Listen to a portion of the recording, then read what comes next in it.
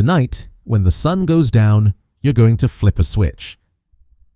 Light will flood the room and you won't think twice about it. But for most of human history, that switch didn't exist. When the sun set, the world went dark. And something in you still remembers that. You might call yourself a rational person. You don't believe in monsters. You know there's nothing under the bed. And yet, when the lights go out, your heart rate changes. Your senses sharpen. Your eyes strain toward every shadow. Why? The answer isn't really about ghosts, or imagination, or childhood stories. It's older than all of that. It's written into your nervous system. And it goes back further than language, further than fire, further than almost anything you'd recognize as human. Picture an early hominin around 2 million years ago, somewhere on the African savanna. The sun is dropping fast. There's no flashlight, no street lamp, no locked door. Just open grassland, fading light, and the sounds of large predators waking up for the night shift. For this individual, darkness wasn't a mood. It was a measurable spike in danger. Lions, leopards, and hyenas are most active at night. Human night vision, by comparison, is poor. Your ancestors couldn't see well in low light, but the things hunting them could. So consider 2 early humans. One feels a flicker of unease as the light fades and decides to get back to the group, find shelter, stay close to the fire. The other shrugs it off, wanders a little further, stays out a little later. Over thousands of generations, which one is more likely to pass on their genes? The anxious one. Every time. This is the basic logic of natural selection, and it doesn't require fear to be pleasant. It only requires fear to be useful. A nervous system that treats darkness as a signal to seek safety will, on average, survive longer and reproduce more than one that treats darkness as neutral. Researchers studying anxiety disorders have repeatedly found that fear of the dark, technically called Nyctophobia, is one of the most common fears across cultures and age groups. Psychologist Graham Davey, who has spent decades researching fear and anxiety, has pointed out that many of our most common phobias map directly onto threats that would have been genuinely dangerous to our ancestors: heights, snakes, spiders, open water, and darkness. These aren't random glitches, they're inherited risk assessments. Your brain isn't malfunctioning when it reacts to a dark room. It's running a very old piece of software, one that was written for a world with no electricity and a lot of teeth. Here's where it gets stranger though. Darkness doesn't just hide predators, it also strips away your dominant sense. Vision is, for most humans, the primary way you understand your environment. In daylight, your eyes do most of the work, constantly scanning, identifying, predicting. Remove that input and your brain doesn't simply go quiet, it starts guessing. A study often cited in sleep and perception research shows that in the absence of strong visual input, the brain increases its reliance on other senses, hearing in particular, and becomes more sensitive to ambiguous stimuli. That creak in the floorboard you'd ignore at noon becomes, at midnight, a question your brain urgently wants answered. This is sometimes called pareidolia when it happens visually, the tendency to see faces or figures in random patterns, like a coat on a chair looking like a person standing in the corner. But it happens with sound too. Your brain takes incomplete information and fills in the gaps. And in an environment your ancestors associated with predators, the gaps tend to get filled with threats, not friendly explanations. Think about it.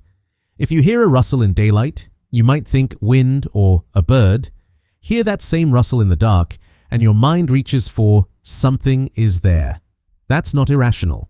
That's a system that, for nearly the entirety of human history, was right to assume the worst. Being wrong about a threat at night had 2 very different costs. If you assumed danger and there was none, you lost a little sleep, maybe felt silly. If you assumed safety and there was a threat, you could die. The math only goes one way. This is sometimes called the Smoke Detector Principle, a term used by evolutionary psychologist Randolph Nesse to describe why our warning systems are tuned to produce many false alarms rather than risk missing a real one. Like an actual smoke detector, your fear response would rather go off 100 times for burnt toast than fail once during an actual fire. Now here's the twist that changes everything. You don't live on the savanna, you probably haven't been stalked by a leopard. Your bedroom door has a lock, your windows have glass, and the nearest large predator is, statistically, your neighbor's dog. And yet, the fear remains. Why hasn't evolution caught up? Because evolution doesn't work on a timescale that matters to you personally. The environment that shaped your nervous system existed for hundreds of thousands of years. Electric light has existed, broadly speaking, for about 150 years. In evolutionary terms, that's not even a rounding error. Your brain hasn't had time to update. It's still running ancient code on modern hardware. This mismatch shows up everywhere, not just in fear of the dark.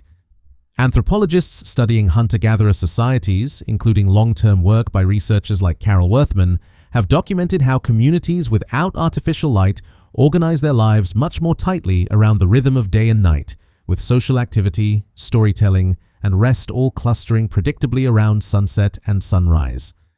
Darkness wasn't just dangerous. It was also, paradoxically, a time of closeness, when groups huddled together for warmth, safety, and connection, which might explain something else.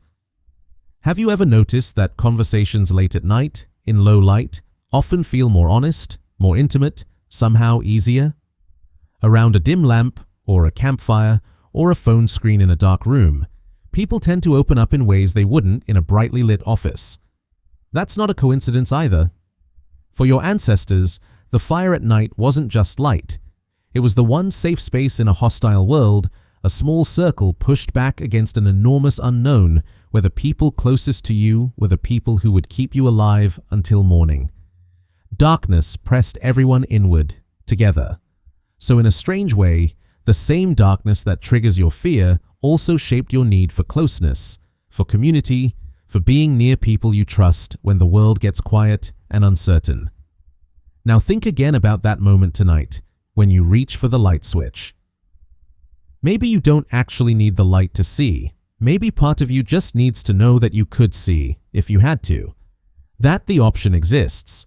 That you're not as exposed as your ancestors once were, standing in the open grass as the sun went down, listening for the sounds nothing else could hear. You're not afraid of the dark because something is wrong with you.